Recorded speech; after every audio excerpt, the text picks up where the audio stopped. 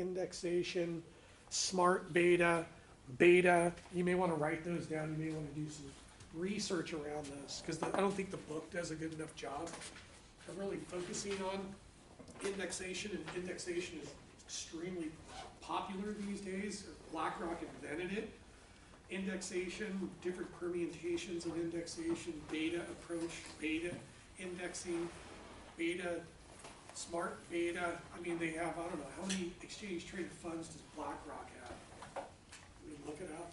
How big is BlackRock? It's like multi-trillions of dollars asset under management, because they invented the exchange traded fund, was the first mover, and now is the leader in indexation. And I'm actually using a methodology similar to theirs that I developed with a team from Standard & Poor's, and we're going to do the exact same thing, but for real estate and build a real estate product. Okay, so the approach is standardized. So when you're thinking about, and this is what you need to write down and you need to get in your groups, and you guys are going to need to join a group. Okay, how many people are here for the first time? Okay, you two. Okay, you guys are on my team. Okay, you're team one. Okay, so you'll have to do the first chapter, and anytime it says team one next to a chapter in the syllabus, that's the chapter that we're going to be responsible for presenting. Okay, and then I'll give you guys out a bunch of stuff later. All right, so you need to be talking, and this is the way I would do it, is in your team, you need to designate a portfolio manager who's going to be the lead, and basically leading the research effort, leading the product development effort. Okay, you're going to need a technical securities analyst who's going to be doing the moving average crossover system, and you're going to need a fundamental securities analyst. We're going to need to train to be able to do the fundamental securities analysis. You all took 123 with me, so you remember in the when we did Goldman Sachs or JP Morgan, we did the perpetuity, the Gordon growth, the multiple approach, and the discounted cash flow, and then did weights around it and calculated the intrinsic value. Well, Dakota Armor basically programmed that for us for the 25 stocks. And again, for the technical analysts and the portfolio managers and the fundamental securities analysts, you guys are going to be working with me. What I'm finding is over the semester is people are saying, oh yeah, Professor Souza, great, yeah, we got it, don't worry about it. And then I look at their stuff and it's all messed up. So they were waiting till the last minute, they weren't working with me, I couldn't guide them and give them input when they hand in maybe 2/3 or maybe 3/4 of the project actually worked. The last quarter of the project just totally fell short because they were like, woo, I'm out of here, you know, it's summertime or I'm graduating or whatever. So the more communication, you know, that you as the portfolio manager, the technical securities analyst, the fundamental analyst, the more you have of me, I can guide you, and the quality of your product at the end of the semester will be more superior.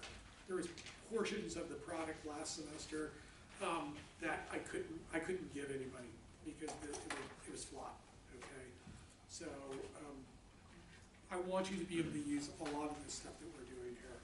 So you guys are going to have to sit down and you're going to have to talk, come to Jesus with each other, and have a discussion and a debate on what product you're going to develop. Okay, the product is going to be, well, let me go through it. Really, it's the strategy and the philosophy around the construction of your portfolio that's made up by the securities that you've picked. Okay, so the first thing is, this is what you're doing, is you're going to do a static, this is a domestic. You guys are doing international or global. So this is a static, domestic, static, passive, indexed portfolio. Got it. And it's passive and static because the weighting factors are going to be determined by either the market caps or the revenues. Okay, so if you pulled up that spreadsheet, and I'll see if I can do that today. In blue, in the master target portfolio worksheet, there is blue blue column and a red column. The blue column is where you're going to put in for the individual stocks, either the revenues, the market cap, the equity. You're going to put in the EBITDA. Once you put those in, it's going to calculate the weights for you. So it's a static, smart beta, portfolio, passive, because it's based on the weights for the individual stocks are based on some factor. It could be revenue, could be earnings, could be EBITDA, could be market cap, okay? You guys are going to be using an international, you're using ADRs.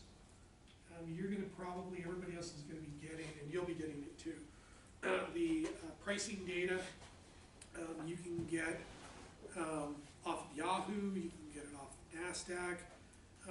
You're going to use probably New York Stock Exchange and NASD, NASDAQ. NYSE, or the NASDAQ, National Association of Security Dealer Quote System. So you're going to come up with some kind of, and I'm using different types of nomenclatures, different types of words, but some of the words are interchangeable, like passive and static and index. Passive and static are basically the same thing. Okay, so depending on who you're talking to is going to determine what language you're going to use in the communications. And if you do research around this topic of portfolio construction and portfolio management, you're going to, I'm basically training you how to become a portfolio manager or a equity analyst. Okay. So the first thing is going to be the portfolio strategy.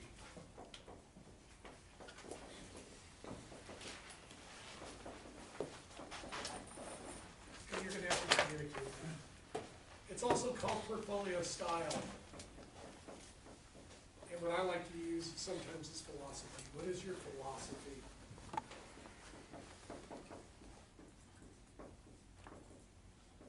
This is kind of my terminology. What is the philosophy of the construction of your portfolio? What is your portfolio strategy? What's the style of your portfolio? Okay? Now, my recommendation was I would go up to iShares, to BlackRock. You can also go up to Schwab, you can go to Fidelity, you can go to Vanguard, you can go to VanEck, you can go to Goldman, you can go to JP Morgan, you can go to any of these companies. They all construct these products, and they all basically distribute them through their distribution channels to their institutional retail clients. Okay? So everybody's in the product development business. Okay? Is there a difference between a lot of them? Not really. Is there a difference between some of them? Yes, some of it based on fees. Vanguard has basically collapsed the fee structures for a lot of these things. So the whole industry itself is under compressed fees. Okay? But we're a boutique company. Derivative Trading Corporation is a boutique shop.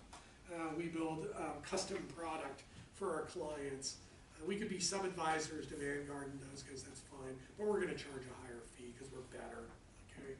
And I even think we have a better brand. So the question then becomes, the first thing is what kind of portfolio is this going to be? It's going to be just large cap. So is it going to be made up mainly of just large capitalization companies? The share price times the shares outstanding is going to give you the market value of the equity. That's the market capitalization. That's the market cap. I wouldn't use the market cap of the debt and the equity. I would just use the market cap of the equity. Okay. So what are you using? Are you using large cap? Are you using mid cap companies? Or are you using small cap?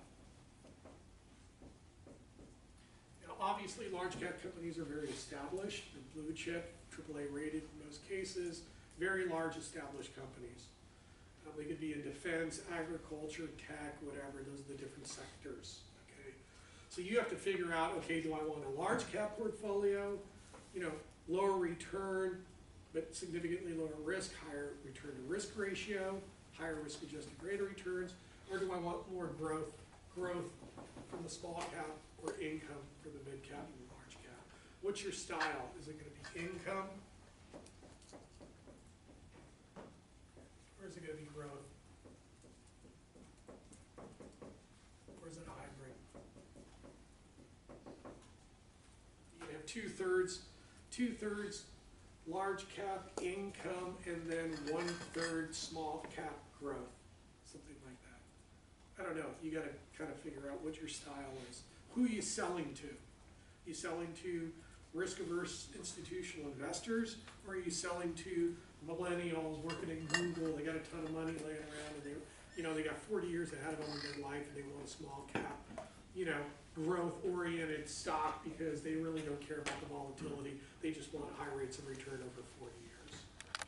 Okay, they can stomach it, right? Because they got 40 years. I only got 10 or 20, right? So I'm going to be moving more towards large cap income type portfolios and away from small cap growth, high risk portfolios, right? Because I don't have, if I screw up, I don't have 40 years to make my money back. I only got 10. I don't have much time. Okay. So again, you got to be thinking about all this stuff. And then the question is here is, what's your allocations? How much of the portfolio is going to be made up of these? Okay. 2/3, 1/3 large cap, 1/3 mid cap, 1/3 small cap. Okay, got it. All large cap, all mid cap. And if you do all small cap, a lot of these small cap companies are pretty young. They don't have historical data going back 10 years. So you're going to have some data issues. But I've come up with some ways to figure that out. Okay. And then if we were doing the international portfolio, we would be thinking about what regions of the world and what countries we want to allocate. Do I want to do an emerging market fund? Great. 1/3 of my portfolio is going to be Eastern Europe. 1/3 is going to be Southeast Asia. 1/3 is going to be Latin America. Okay, so I do it like that, but we're not doing that. The other is industry sectors. What industrial sectors, what industry sectors are we going to allocate to? Do I want to have an all high tech, large cap, growth oriented portfolio? Or do I want to have, a 1/3 tech, a 1/3 defense, a 1/3 medical tech? So it's really kind of a tech-oriented style portfolio, but I'm getting the tech from the defense and I'm getting the tech from the medical. So I can do a tech portfolio that's exposed to tech, but it's not a pure tech portfolio, but it basically focuses on companies that are technology oriented within different sectors. Okay, so the industry sectors: tech, defense, agriculture, financial services, consumer products,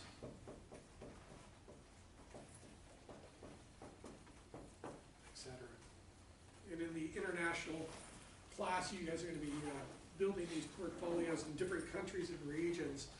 Certain companies have comparative advantages within their own home countries and their regions, or other ones compete on a global basis. So they have comparative advantages either domestically or can compete, like Huawei and Baidu, and those Chinese companies have really emerged as competitors to established large tech companies in the US that are also multinational. They can compete on a multinational global basis.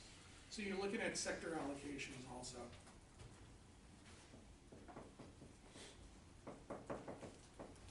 I know we got a bunch of other stuff that we need to do in this course, but I want to go right to application and get you guys thinking and started as quickly as possible. Is your portfolio going to be aggressive or defensive?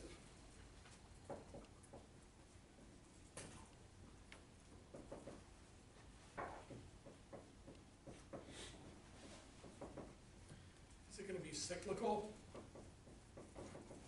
And again, if I'm looking at a cyclical portfolio, I'm probably, and I want to really ride the cyclicality. If I think that the global economy or domestic economy is going to be going up, I want to be buying high beta stocks. Right? Does everybody remember beta? Beta. Beta. Beta of 1. basically means that your portfolio basically tracks whatever benchmark you're using. We're using the S&P 500. And international, we're using the MSCI Global. So if your beta is 1, your portfolio returns are basically almost perfectly correlated to the index that you're benchmarking against. Okay? If your beta is, let's say, 2x or 2, then basically you're moving 2 times the market. And then some tech small cap companies, their betas really more private market stuff where you get as high as 5. But those publicly traded tech companies aren't that high. So but that's just the idea. And then if your beta, there are some portfolios that were constructed both in the international and in the investments class that I was pretty surprised. I mean, they were getting average annual returns of 16%, which was around 600 basis points above the S&P 500, and they had a beta 0.83. I don't know how they did it, but I guess they did. So if your beta is less than 1, then obviously you're going to move less than the market. And investors are willing to take lower return for lower risk. Okay? And if I can provide you with lower return but significantly lower risk, then my risk-adjusted rate of return is going to be high, and I can still attract the capital into the company. So cyclical or defensive. So if I want to be defensive, and I think that the economy is going to go into a recession within the next 12 to 24 months or 24 to 36 months, I'm probably going to want to consider maybe developing some defensive stock portfolio with stocks that have low, no, or no correlation with each other. The overall portfolio beta is less than 1, and I'm really probably going to be focusing on consumer product stocks. I need 3 consumer products and other counter-cyclical.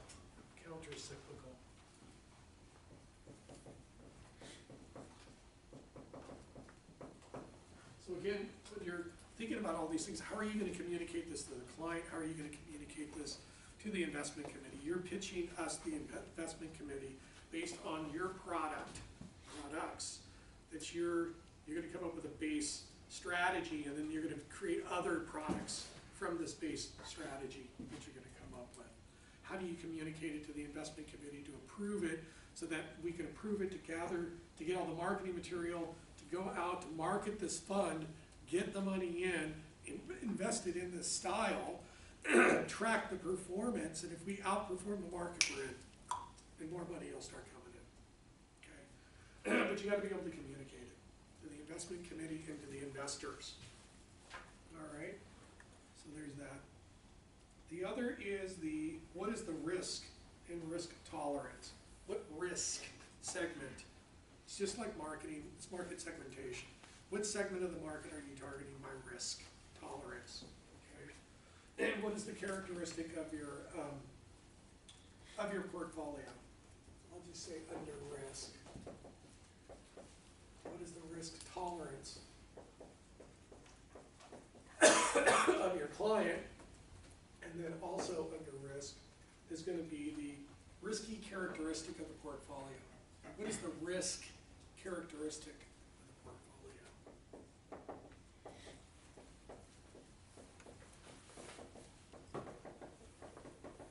What is the risk characteristic of the portfolio? And remember, there's a high correlation. There's a positive correlation, positive directional aspect associated with risk and return within the portfolio. Very rarely do you see a portfolio very high return and very low risk. If you ever find any of those, let me know, because we can make a lot of money. Okay? And if you invent one in this class, let me know, because we can make a lot of money. Okay? So what is the risk characteristic of the portfolio? Is it high risk?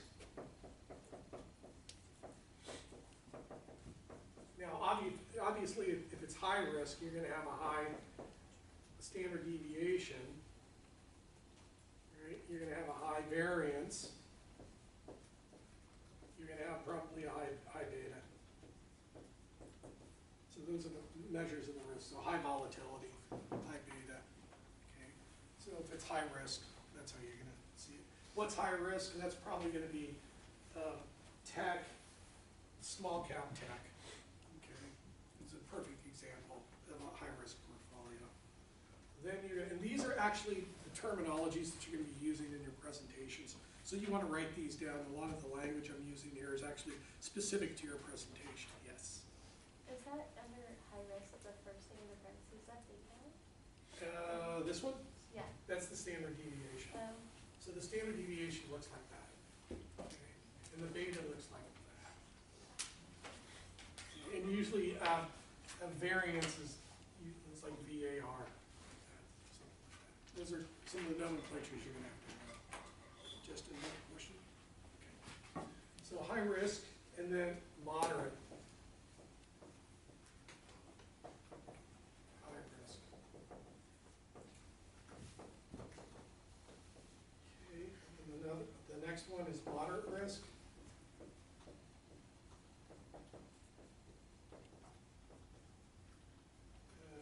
It's going to be moderate low.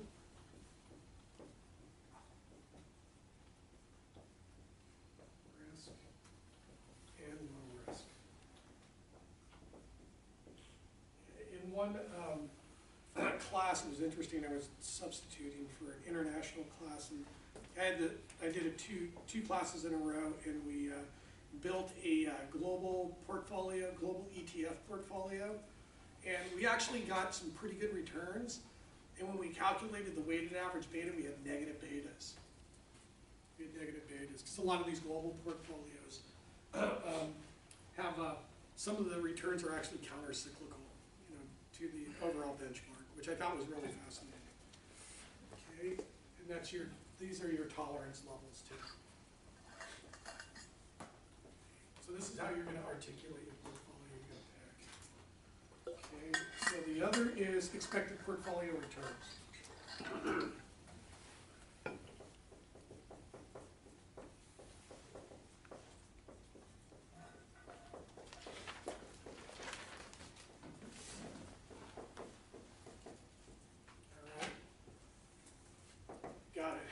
Expected portfolio returns. Now, right off the bat, if you're targeting institutional investors, high net worth, accredited, ultra, retail, everybody kind of wants the same. Not a lot of people want 20, 40% rate of returns because nobody can stomach the volatility and the probability of losing their money. What they really want is they want a fairly moderate risk portfolio that's going to give them 8 to 10% rate of return. And just remember the rule of 72. The rule of 72. Rule of 72, you take 72 divided by the percentage that you're going to get on the portfolio on an annual basis. And it basically tells you how long it's going to take. How many years it's going to take to double the portfolio. So would an investor want to get a 10% rate of return? Most investors want 8 to 10%. They want to double their money in roughly 7 to 10 years. Okay, so they're targeting 7 to 10 years. So they'll take a lower return, but they need to double their money in no more than 10 years. Okay, so 7 to 10 years to double their money. So if you're going to be offering anything less than 7%, maybe 6, 5, you're going to have to have a really low beta, a very low volatility, where you're selling basically some return but mostly safety. Okay, if you can sell a 8 to 10% rate of return and diversify the portfolio to lower the portfolio standard deviation, to increase the risk-adjusted rate of return, they'll take it. Okay, so there's like a sweet spot. Okay, so the expected portfolio returns is, the target is 8% to 10%. So the lower your expected rate of return, you're probably large cap, income, low volatility, low beta type strategies, defensive, counter-cyclical. Okay, higher rates of return, above 10%, let's see, 10% to, let's say, 20%, you're going, you know, tech, growth, small cap, something like that. And it's really hard to get, to go north of 20, you know, 30 to 40%, that's later in the semester when your technical analysts are basically doing the technical trading systems and using the technical trading system to basically yield enhance the portfolio through active trading strategies. Okay? And then the dynamic approach, the dynamic trading strategy, where you're going to be getting the 30 to 40% or north, that's the aggressive dynamic. That's where you basically have your core portfolio, you got the technical trading system in place, and what you're doing is you're not even necessarily trading the stock in your portfolio, you're trading derivatives. So you're leveraging your capital, leveraging it through derivative. So it becomes a synthetic trading strategy, dynamic, aggressive. You can only sell that stuff to ultra high net worth and maybe some institutional investors, and you basically become a hedge fund, okay? We're a hedge fund at that point. We got quant jocks from MIT, we got you guys from St. Mary's, you know, we got a trading system, we got the quant, we got the data, we got, you know, we're doing it all. We can go long, short. We're just blowing out the approach. And a lot of these, the guys who are doing that stuff are making, some, if they're really good, they can be making 40, 80%. It's really hard to get there. It's really hard to get there, okay? But here what I'm giving you is, here's the, let me just finish this. Here's the level. And we've never gotten down to step 4 or stage 4 in this class. Okay, I've been trying to get there, I've never been able to do it, okay? I'm gonna try a little bit this semester. So the first step is your static passive approach. You take the stocks based on the industry type and fundamental analysis. Find scaling factors to use for the portfolio weights. Track the portfolio performance over time, back test it, okay? Dynamic passive portfolio approach. Keep original stocks selected in the portfolio. This is what you're doing. You'd adjust the prices over time at given intervals, let's say a quarterly basis, and you would rebalance the portfolio at each quarterly interval back to the original weights, okay? So what you do is you set the portfolio strategy, you got the original weights. All of a sudden the prices go up and down over time. All of a sudden, certain stocks in your portfolio, you're overweighted and underweighted in them. What you do is at certain intervals, you sell off the ones that you're overweighted in, you buy the ones that you're underweighted in, and you bring the portfolio allocation back into the original weighting scheme, okay? So that's step 2, dynamic passive. Dynamic active, you add and drop stocks based on your fundamental and technical securities analysis. So you run the technicals, you say, hey, you know, we're not gonna keep, who just fell out? We're not gonna keep Deutsche Bank, you know, in our portfolio anymore. They didn't meet the criteria based on fundamental analysis, they're out, okay? So we replace them with another European bank. And then technical analysis too. If it looks like the stock is maybe like Yahoo was doing when it was careening, it was like, okay, we're either gonna short this thing, you know, and buy the puts and write the calls, and at some point in time, we're out, you know, of Yahoo, okay? Because it looked like Yahoo was almost gonna go up in flames and just go under, like Sun Microsystems and other tech companies in the past. Okay, so then the last one, and then you rebalance the portfolio given intervals, preferably quarterly. That's asset allocation, that's dollar cost averaging, those are all the terminologies that are used when you rebalance portfolios. Then the last one, step 4, which we've never done, which I'm gonna try to do, is you would add and drop and trade stocks based on fundamental and technical analysis. So if you run the technical analysis and it looks like the stock is getting ready to break out to the downside, and you basically have done the fundamental analysis and it looks like it's gonna trade at a discount, I'd be selling short, I'd be buying the puts, and I'd be writing the calls all day long on those things. I'd probably keep tracking the stock, but now we're just, maybe we sell off the stock and now we just trade the derivatives and go short. And we're making money all the way down. And then we buy it at some time in the future when it's bottomed out or something. But we're still trading it. We're trading the derivatives and not the individual stock. The aggressive dynamic active approach, it's also called a long-short portfolio. Basically, I got a core portfolio. I can go long the stock, buy it, buy on margin, buy calls, write the puts, or I can go short. Go short the stock, buy the puts, write the calls. Okay, I can do that too. I could write and buy option contracts. Okay, so we're comfortable with that. Or write and buy futures contracts too. So if I know that my portfolio is correlated to any indexes out there where there are futures, forward contracts, probably futures and option contracts traded on them, I can trade our view of the trading pattern of the stock using the futures contracts too, if the portfolio or the stocks are correlated to some underlying index. I can do that too.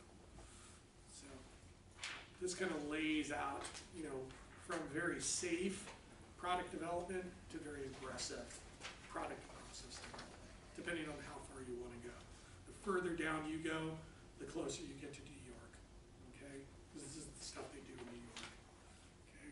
They train them out of MIT in Boston, they train them at Columbia, NYU. They're working at the hedge funds. They're all located in New York or London or Tokyo or someplace like that. They're trying to do this stuff, but I don't think anybody does a really good job. Or they do a good job, we just don't hear about it. Because the hedge funds, we don't know about them. They're stealthy. Okay. Yes, Justin? I was just going to ask, in a low-risk portfolio, are investors expecting to exit 10%, or is that a moderate? That would probably be a moderate risk. That's a good question. If you're doing low risk, you're probably 7 to 5%.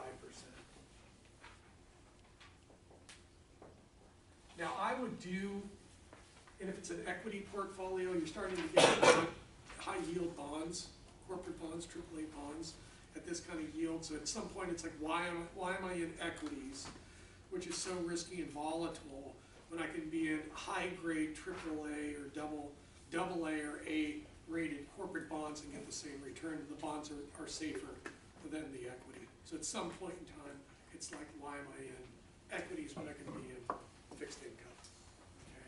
Okay. I would go into here. I could probably sell this as an equity portfolio if my beta was really low and my variance and standard deviation was really low. So I'm juicing the risk-adjusted rate of returns. I'm getting 5 to 7%. Let's just do it. So I'm getting a 5% to 7%. If I can provide a 2.5% standard deviation at a 5%, I'm getting it 2 times the unit of return per unit of risk. So I can sell that. Okay, my money's going to double in 20 years, but I'm getting extremely low volatility, so you're almost paying me a guaranteed return, and I'm getting 2 units of return per unit of risk. I could probably sell that to an ultra-conservative institutional investor. Okay. That's not where the fun is, because institutional investors are big, but again, we want to be selling into the sweet spot, right? When we develop these products, we want to get assets under management, is what we're really focusing on. Did I answer your question, Justin? Mm-hmm. Okay. Does anybody have any questions while I get my phone back up? I'm doing you kind of a crash course here too, which is this is a really good foundation to move forward in the class, because you'll see a lot of this terminology and you'll see a lot of this stuff going forward. Okay. Okay, so we got the risk tolerance, we got the expected returns. The returns are going to be high, moderate, high, moderate, and I'm not sure if you're going to want to go, you know, moderate, low, or low. Who's going to buy a low portfolio? Who's going to market a low return portfolio? Unless the only time period I could probably do these two is in like 2008 and 9 and 10, when the market was careening and the market was losing 10, 20, 30% depending on the portfolio, and I'm selling a low return, low risk portfolio. I could probably sell that in that one time period, but I couldn't sell that low return, moderate low return in the growth phase of the business cycle over the last 10 years. That would be stupid to sell that strategy. Average beta.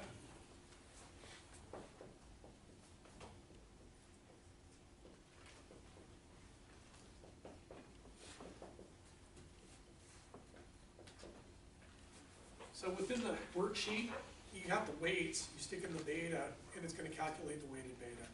Okay, so we're going to know the back-tested returns, and we're going to know the beta of the portfolio. If the beta's around 1, we know that it tracks the market. If it's above 1, it's probably higher risk, above the market. And if it's below 1, it basically means that it's a pretty diversified portfolio, and it's giving you, low risk characteristics, okay, or lower risk characteristics. I've never seen any.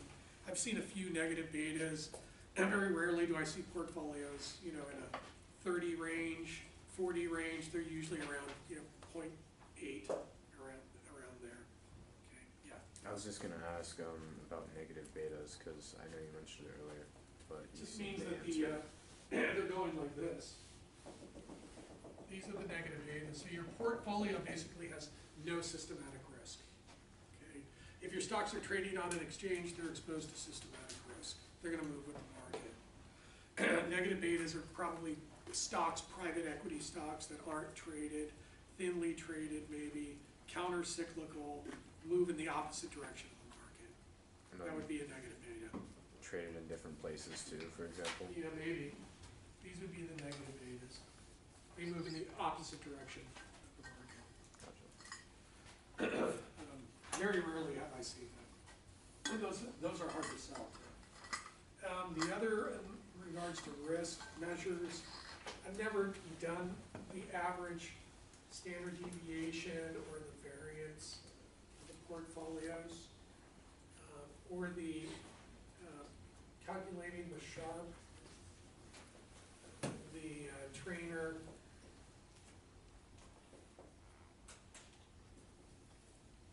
or the Jensen. These are all portfolio measures of return to risk. You'll see them in the book and stuff like that. Some use beta, some use standard deviation, some use other measures. And if you have the historical return data for your individual stocks, you can calculate the standard deviations and the weighted standard deviations. You can calculate the variances and the weighted variances. You can calculate these portfolio metrics. Okay, and you use these to basically compare different portfolios. So the Sharp is your expected return of the portfolio minus the risk-free rate divided by the standard deviation is your Sharp. And you could use the beta if you wanted to do that too. So if I have portfolio A, B, and C, and usually what I do, the Sharp ratio is what a standard measure used by everybody. I just like to use the expected return divided by the standard deviation because it's just cleaner. I can do the math in my head. And the risk-free rates are relatively stable over time. They don't move a lot. So basically they just become a constant. So in my view, if the risk-free rate is basically a constant, then just take it out of there. But Sharp won his Nobel Prize. I haven't won a Nobel Prize in finance, so he's probably more right than I am. But just from simplicity purposes, and I like to use this measure because I can do it in my head. So if I got 3 portfolios that are all returning or expected annual returns in the future of 10%, and this one has a standard deviation of 20%, and this one has a standard deviation of 10%, and this one has a standard deviation of 5%, which one do you pick, A, B, or C? Which one would you pick? A, B, or C? C. Because my return to risk ratio is 0.5. This is 1, and this is 2. So for the same, let's say they're both, this one's less risky, this one's giving me the same amount of return. For the other 3 portfolios, I'm going to pick C because it's going to give me, all things being equal, the highest return to ratio. I'm getting 2 units of return per unit of risk. Maybe this, and I did go over this in 123 and stuff like that. So a lot of this stuff that we're going over should be reinforcement or it's new for you, but I will be talking like this the whole class, okay? So you will be able to have conversations with other people when you go talk to them for interviews and stuff like that. You're gonna blow them away, okay? Because a lot of people can't talk the way you can, because I'm training you the way that any other top school would train you. So the next one is, who are your targeted investors? Okay, who are your targeted investors? Can you move the camera over there with the raise?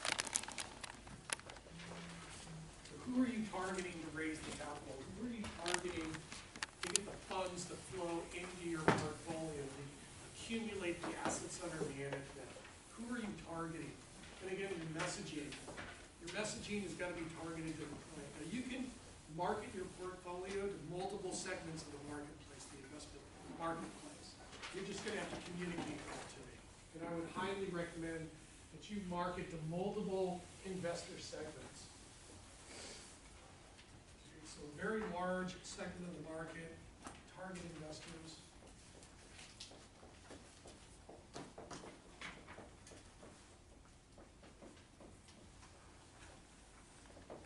Institutional.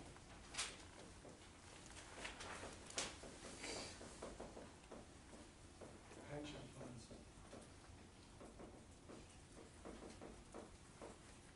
Endowments.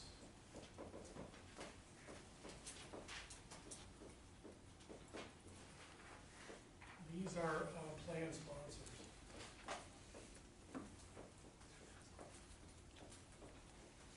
There's these people out here at this level.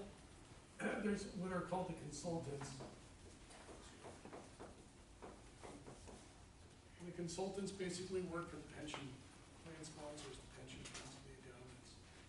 The consultants do all of this stuff. They basically make the recommendation on the portfolio allocation in a mixed portfolio asset allocation strategy. How much to real estate, how much to fixed income, how much to equities. And then once they figure out the allocations, then they send out RFPs. RFQs, requests for qualifications, requests for proposals, to bid on the asset management, for the asset management. And the people who, these guys send these out, and they send them to the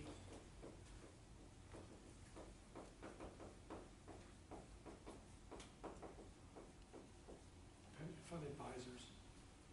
And if they win the allocation, we just won the $20 billion equity allocation for CalPERS in California, which is the biggest pension fund in the world. We got the allocation. So we're going to charge fees, fees. So the advisors make fees. And the question is going to be at the end of the day, what's our net return fees? How much are we going to, what's my net return? You guys are going to take I don't know, 100 basis points, 50 basis points, 25 basis points, right off my gross returns. What's my net fee? In real estate and private equity, the fees are really high. In public equities and like Vanguards and Schwab's and Goldman and Merrill, the fees have been compressed. So these guys make a lot of money. You're probably going to go work for here, probably here. You may go work for a pension plan, maybe. You know, oversee the money, make sure nobody steals it, type of stuff. So the pension market, the institutional market is huge. Okay, and they're looking for people with business degrees and CFAs and CPAs, and they're looking for really high quality individuals to be able to manage these portfolios. So you have institutional is the first. Then you're going to have family offices.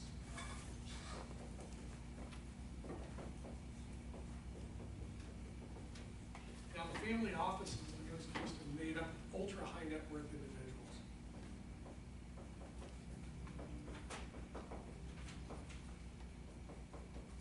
These ultra high net worth individuals have basically net worth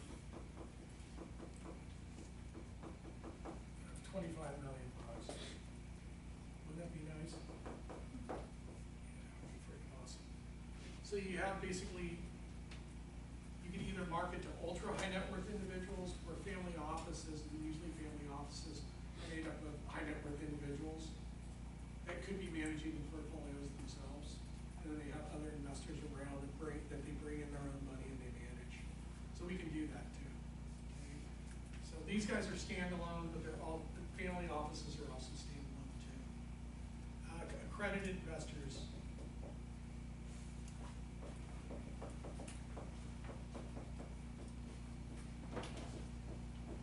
Accredited investors, you gotta have net worth of at least $1 million. And then what is it? Is it 200 or 250,000 of adjusted gross income, ATI? What is it? 200. So you gotta be making at least 200K per year and an adjusted gross income. That would be, with some experience in investing in these types of portfolios. So that would be the accredited investor. Okay. Ultra high net worth, accredited investor. Oh, and then the last is the retail investor. We're retail, mom and pops, widows and orphans, people who have 401ks, self-directed IRAs. Schwab is good at it, Vanguard, Fidelity, all those guys sell to the retail clients. And these portfolios that we're designing, either as an ETF, mutual fund, or whatever, we're gonna be marketing to retail clients because it is a big, it's a big market. It's the mass market, okay? So you'll be able to market to pretty much all of these, okay, if you got the right product, okay, and you can communicate it. And what is the product, okay? What is the product? Products.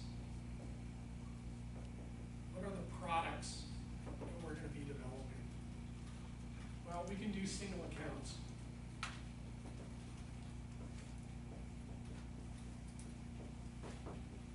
Basically, we have a pension fund, we came up with the strategy, we did the pitch to them, up in Sacramento and CalPERS.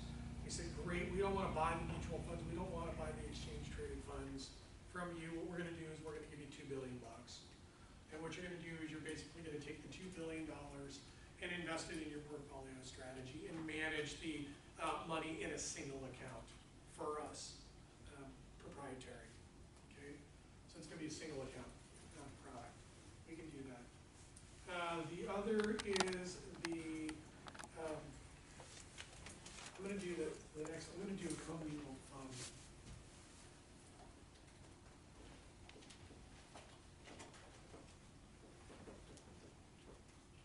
And these are institutional products that we would sell the institutions.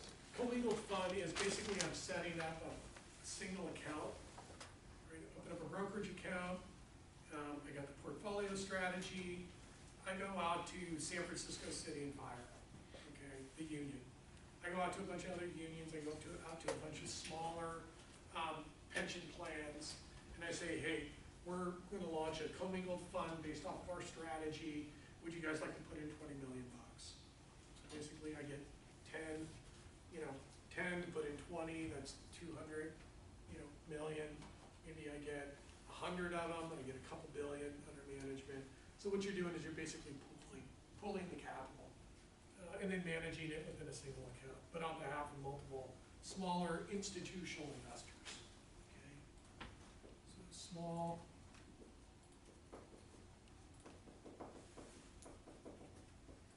institutional investors. Got it. And this is going to be institutional. I mean, I can do a single account too with an individual, but usually they're going to have to be ultra high net worth or accredited. I'm going to give you the $2 million that I have in my self-directed IRA. We're going to sell off everything in the self-directed IRA, and basically we're going to move the account over to you, Larry. And what I'm going to do is I'm going to give you the $2 million, and you're going to basically replicate the portfolio that you designed for us. Okay, so I could do that for the small investor. But most single accounts are institutional, but I could do it on an individual basis too.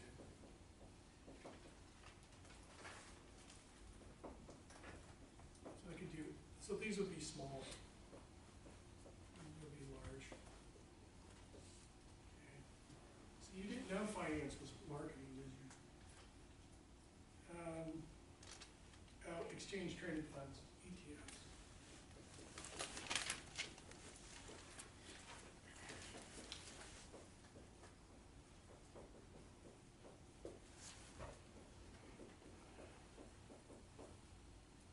So we as DTC, Derivative Trading Corporation, could create a DTC, whatever your portfolio strategy is, ETF, okay? And then actually offer that to other broker-dealers and other registered investment advisors for them to be able to sell this product through their distribution channel. We could do that too. Or we do, we do a Goldman Sachs, Goldman Sachs DTC ETF. So we use Goldman Sachs as the brand and the distribution channel. We came up with the strategy. They basically designed the exchange traded fund based off of our portfolio strategy, branded it as a Goldman Sachs DTC ETF, and then distributed it exclusively through their distribution channel to their clients. Okay, we do that too. I had a question. I saw a hand somewhere. Yeah. Okay. And then mutual funds.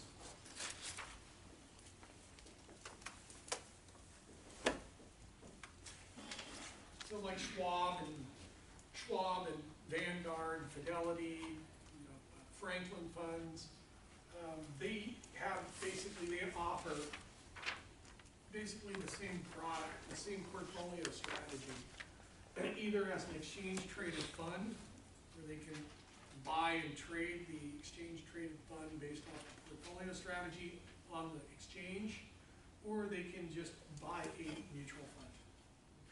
There's different fee structures.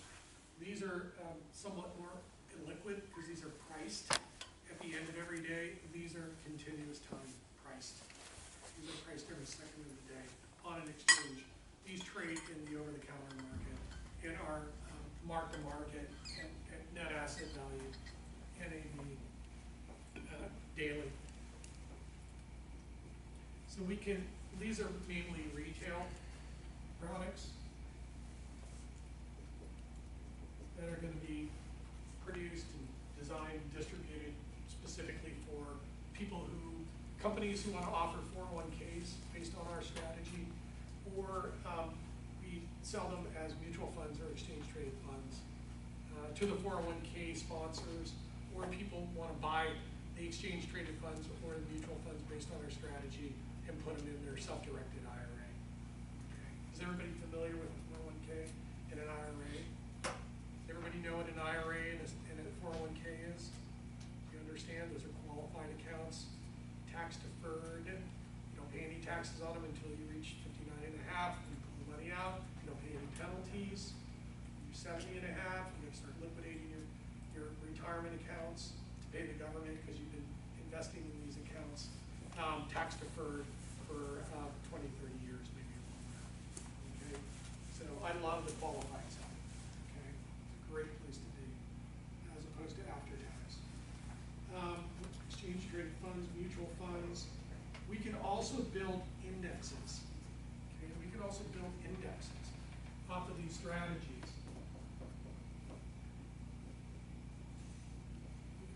Build indexes off the strategies. And if the indexes are valid, have rules and integrity around them, and can be calculated consistently over time, and they track the markets, whatever it's trying to measure, we could go to the Chicago Mercantile Exchange, CME, or the Chicago Warren Options Exchange, CBOE, and ask them, would you be willing to design some futures, some standardized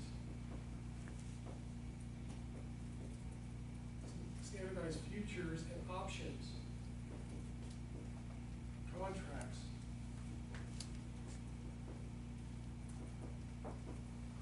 based on our indices, based on our portfolio strategy. And then if they do that, we can have standardized futures and option contracts, or we can have over-the-counter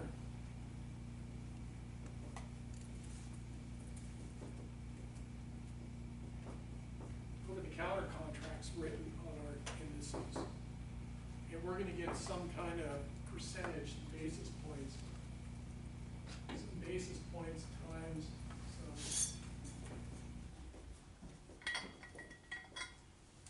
some notional value is gonna be our fee revenue. That's gonna be the money we make.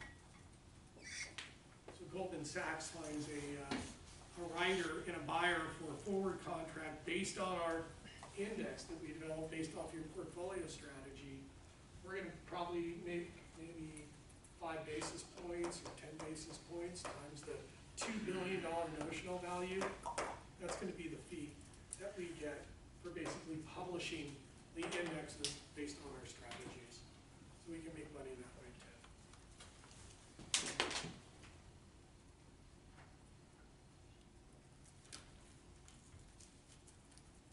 Okay, fee structures, how we make money.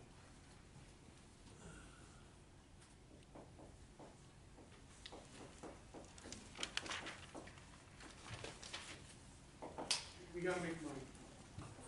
And the way we make money, one of these things is on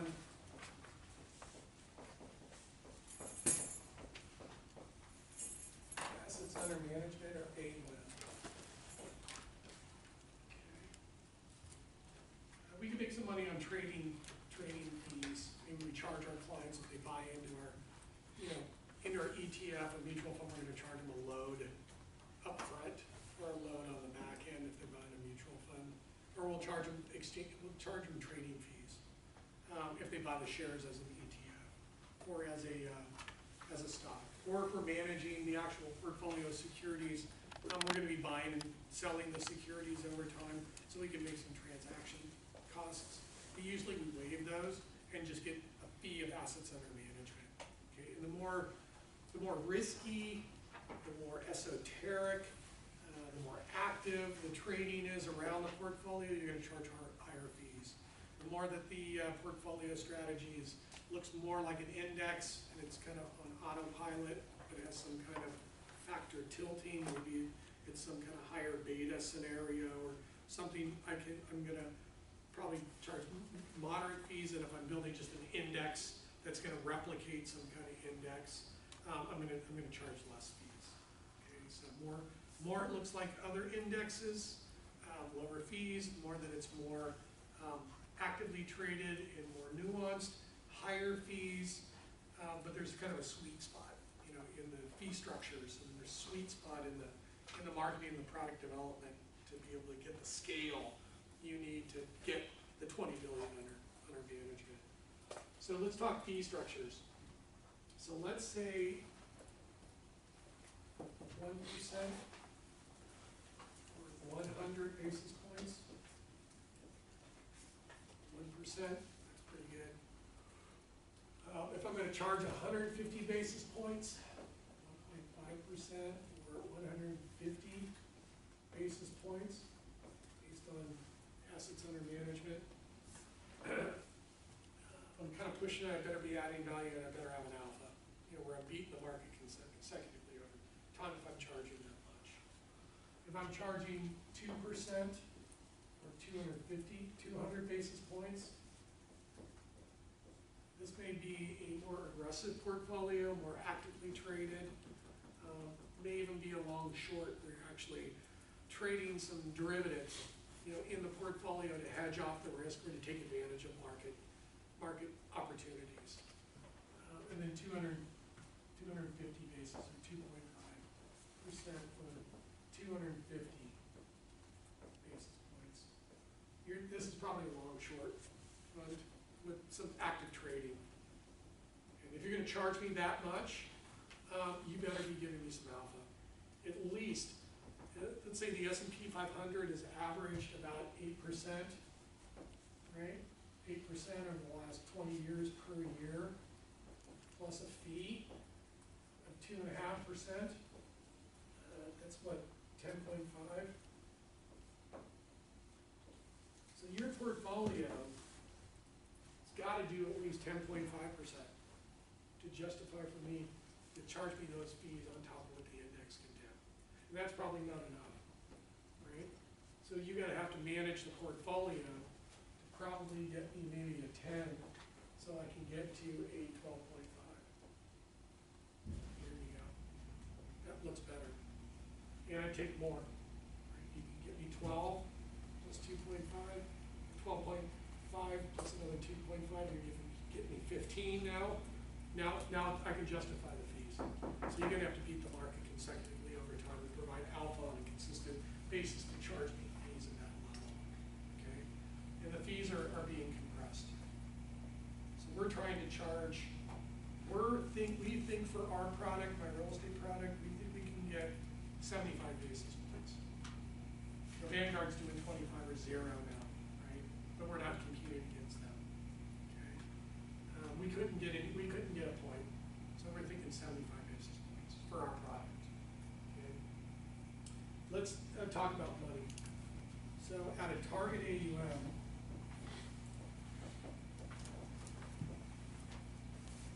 let's say 2, 4 million. How am I doing on time? It's 223. How much time do I have? 30, unless you want to do the presentation.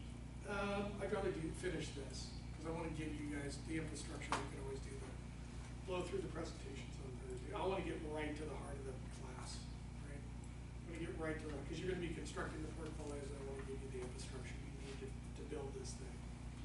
And know exactly how we do this now. So $2 to $4 billion. I'm targeting on the low end, okay? But this is like the sweet spot. I want to get $2 to $4 billion within 3 to 5 years.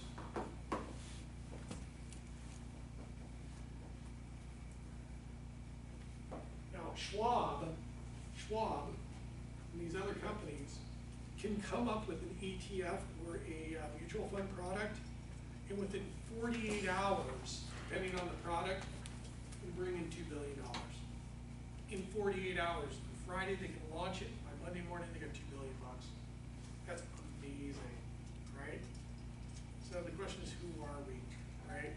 Let's be somewhat realistic. Okay, we're DTC, we're a private label, we're a boutique shop. We've got the capabilities, and we could even sub-advise. You know, if Golden or Merrill or Morgan and those guys want to hire us as the sub-advisor, they can take all of our strategy. We're the research arm. We provide them with the recommendations. They label it under a Goldman Sachs ETF product, and they distribute it through their distribution channel, and they pay us a sub-advisory fee. We can do that too. Okay? But for us as a private shop, innovative shop, 2 to 4 billion within 3 to 5 years, probably a little too slow, but it's realistic. Okay? And Bill Gross, who was one of the biggest fixed income portfolio bond managers of the world at one point, his fund just went to $1 billion, and they fired him. Okay, so he couldn't get to it. He was losing money, so he eventually retired. So target AUM of $2 to $4 billion in 3 to 5 years. Okay, got it. So at a gross fee revenue at 1% or 1 basis point on a $2 billion portfolio, we're looking at gross fee revenue.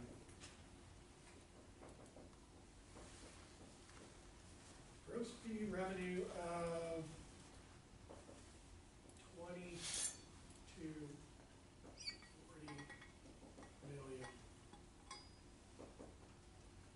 So if we can get to the $2 to $4 billion in 3 to 5 years, and we charge 100 basis points on AUM, we can get to 20 to 40 million bucks. Okay, and then if I can get 1.5, I go with 1.5%, I'm looking at 30 to 60. We'll get at 30 to 60 million bucks per year, gross, annual. All right, does that sound pretty good? All right, so here, 0.5, we're going to split, okay? We're going to split, because Goldman or I want, the top partners or whoever, they're going to want to, for taking the risk and developing the product and hiring you guys and giving you the data, blah, blah, blah, and insurance and, potential, reputational damage if the thing doesn't take take off. I'm gonna take, we're gonna split it 50-50 between you, my group, and Goldman. So 10 mil. 10 mil. Got it. And then what? I got the portfolio manager, right? And I've got the analysts.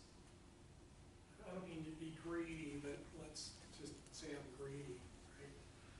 So I'm gonna take 5 mil. Right? And then I'm gonna have 5 mil. Because I'm the portfolio manager. And then the analysts are gonna split. Right? Maybe I have 5 analysts. They probably don't have 5 analysts. They probably have like 3 or 4. Let's say I have 5. I'm gonna give everybody $1 million.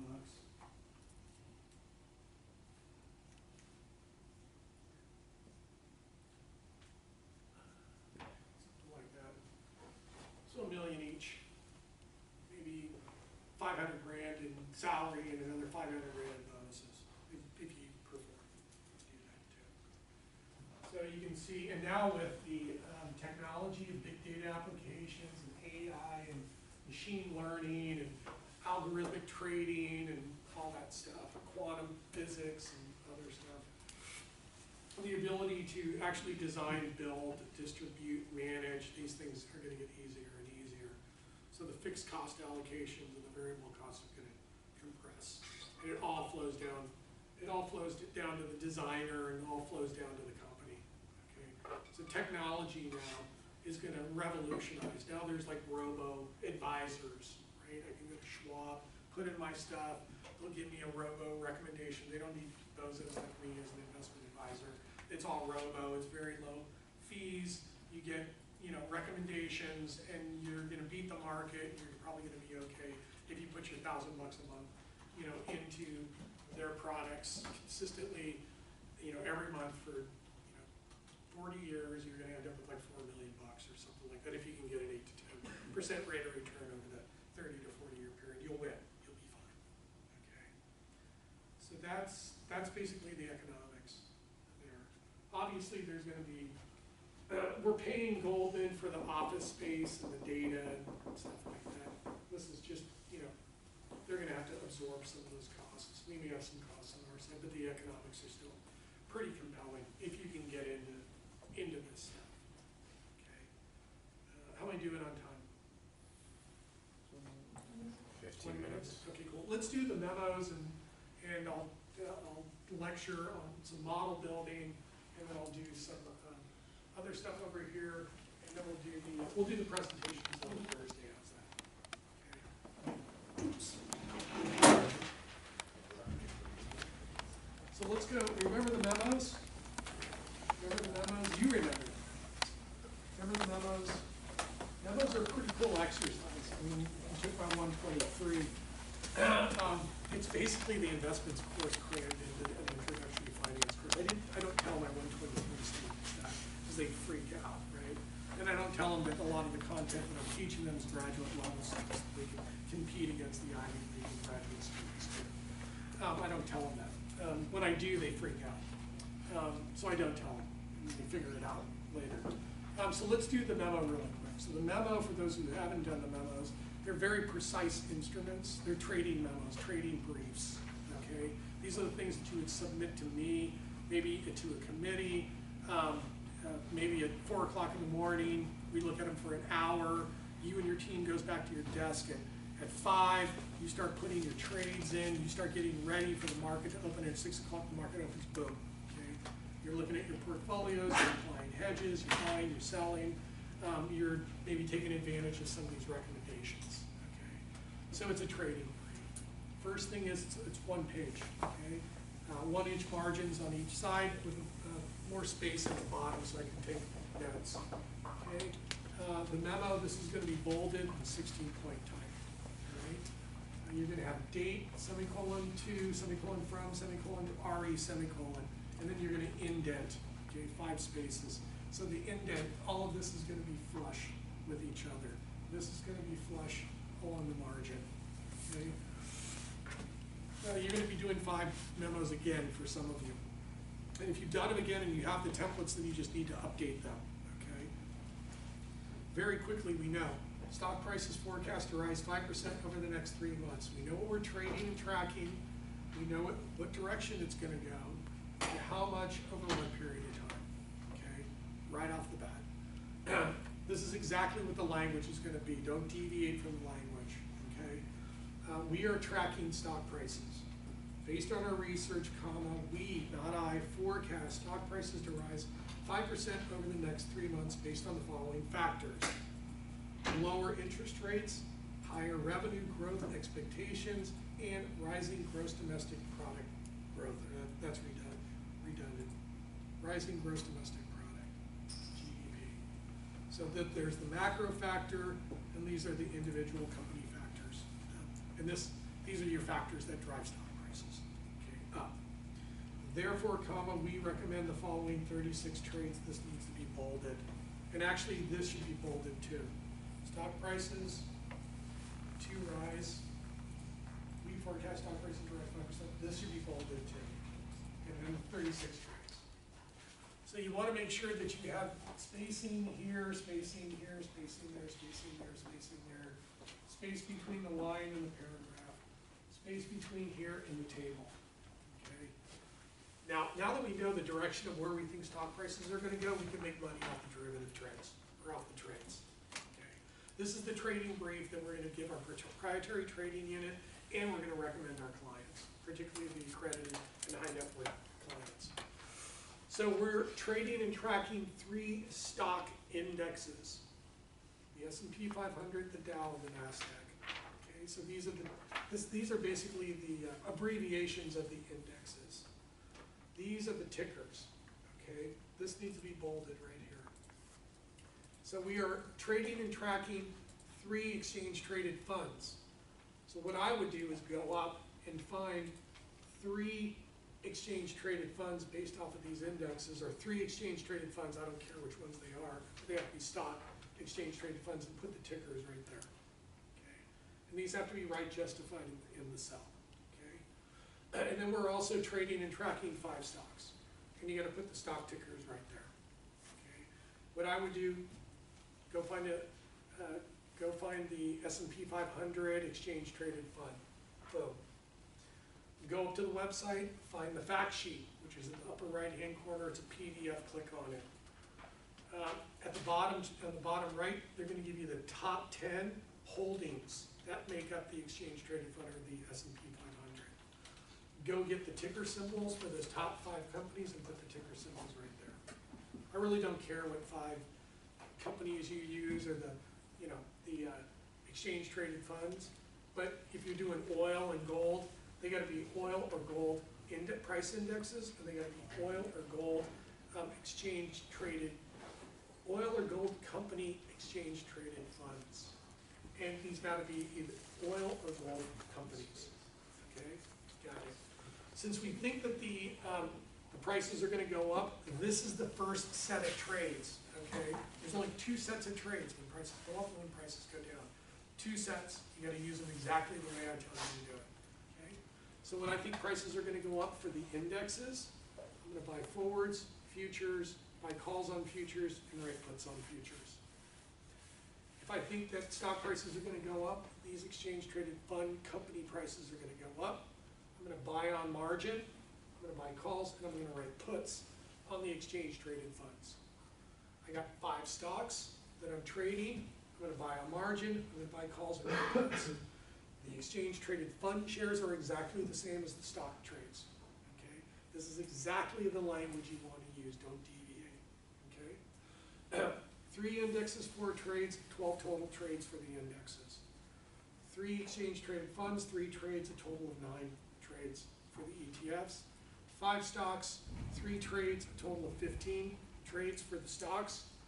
12, 9, 15, a total of 36 trades. I can bring my proprietary trading unit and my clients to trade off of, based off your forecast, your view, based off the factors you believe are going to drive stock prices up.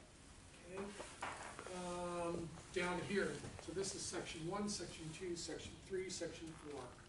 Section 4, what I would do is you're going to have your bullet points that are going to have percentage changes, dollar signs, index levels. In 2008, the S&P 500 rose from X to Y, comma, up Z%.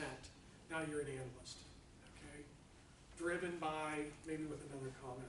So you need to have at least 2 sentences in here. I'm looking for data and maybe some support or substantiated evidence that is going to support what you said here, your little bullet analyses. Ideally, your bullets correspond to your factors so that the bullets and analysis support the factors, support the forecast, support the direction, support the trades.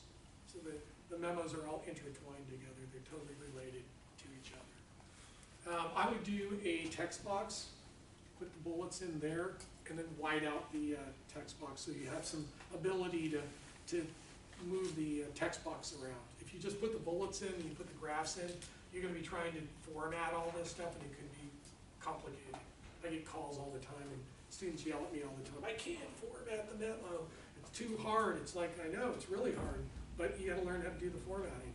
Because when you're writing and building your own correspondence and communications, you may not have a marketing person that's going to do your work for you. You're going to have to do all that stuff yourself. So you got to be able to do it yourself. And then the graphs, you got to have a title for each graph. I got to see what the X and the Y axis is. It's got to go back at least 3 years. And they have to be the same height with each other and the same width of each other. So they got to look sister, sister, brother, brother, brother, sister, sister, brother. They got to look just like each other with some spacing in between the table and the graphs and stuff. Spacing here. And then it looks beautiful. If you have examples in the memos, and I'll give you some if you want them. The memos look beautiful. They're perfect in most cases. And then the last piece is pretty simple. You have a little space between this section and the last paragraph. The last paragraph is your introductory paragraph. You just copy it, paste it down here, change the following to above, and the semicolon to a period. Once you get a good template down that you and I have reviewed and gone over, you create as a template and you start cookie cutting these things out. Okay, and then I'm working with you on a one-on-one for on your logic, your data, all of that stuff. How am I doing on time? 10 minutes, perfect. Okay, this was scenario 1, okay, where you're forecasting prices or the value of the dollar to go up. Now let's do it where we're forecasting prices to go down or the value of the dollar to go down. So stock prices forecast to fall or drop, don't use decrease.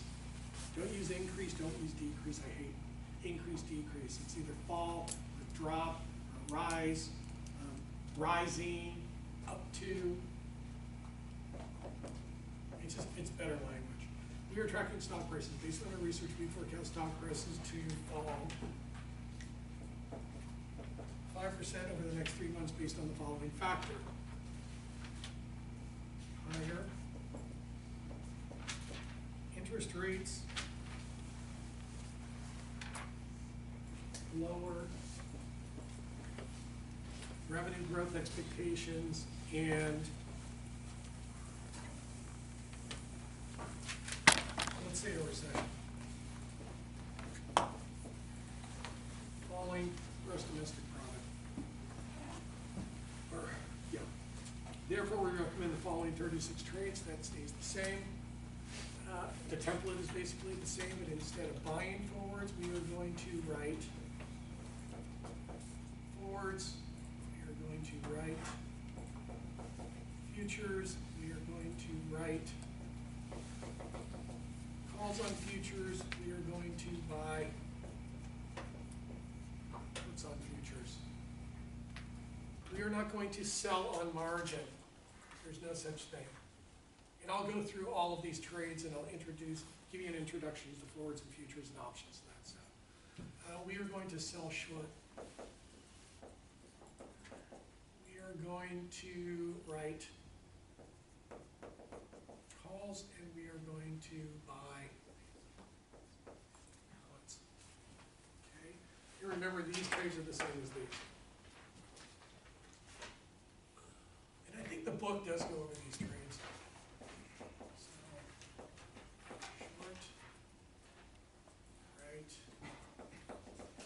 Calls, buy, puts, everything stays the same.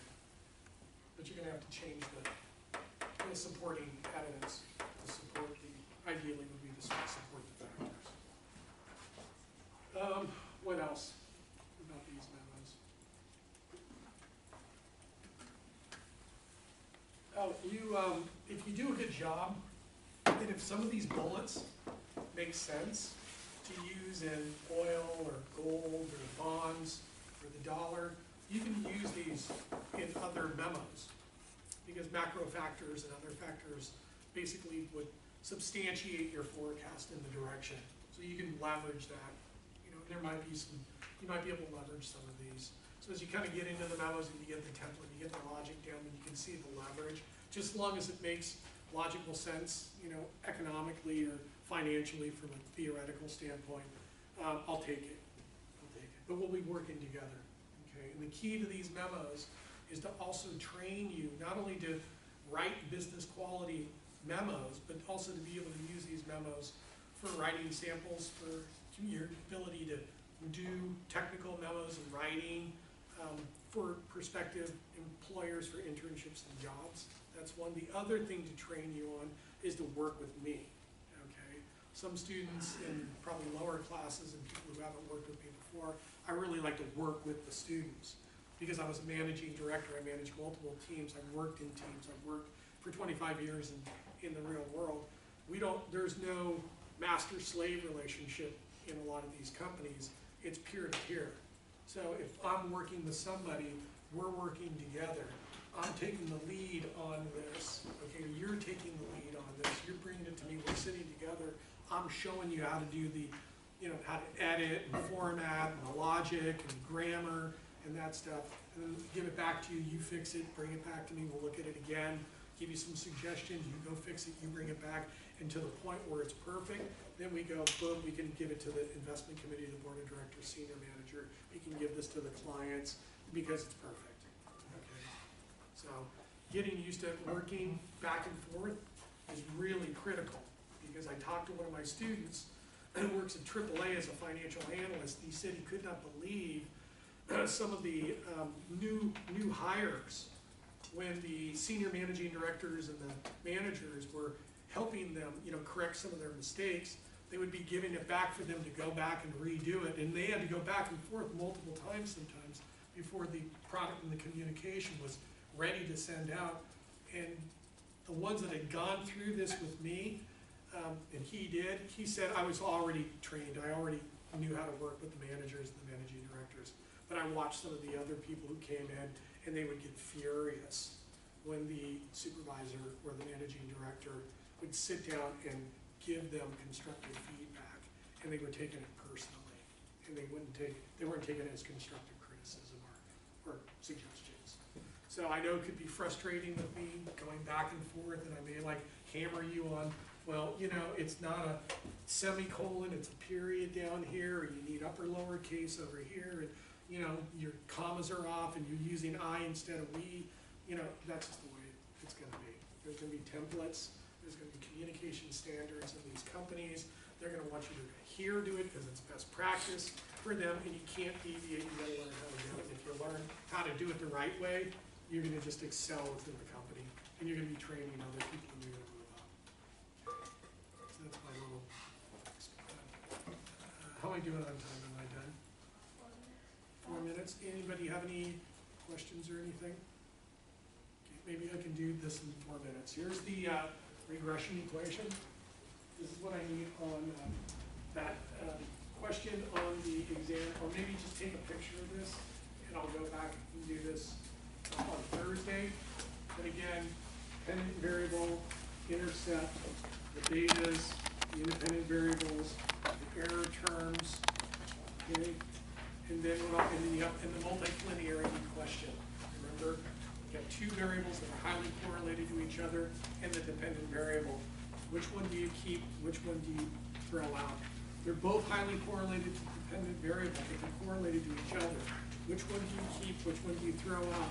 You keep the one that's been cited the most in the literature and in the industry research papers. Okay? It just may happen that this variable has a higher t statistic and a higher correlation because of the data set. but if you go back over time, this variable has been cited multiple times in the literature, both industry and academic. It's based on the theory, it's based on the literature, so we're gonna keep this one, and we're gonna throw that one out. Okay? Keep going, everybody. You're doing great. And then take a picture of that too, because that's one of the questions on the, for the pre-test, and I'll try to work through the pre-test too at the same time. So on Thursday, we're gonna do problems and presentations. And then if we can blow through a lot of that stuff, I'll start working on the pre-test stuff to help you out on that, okay? For those who have taken the class, work with others who haven't taken the class, okay? All right, and I'll work with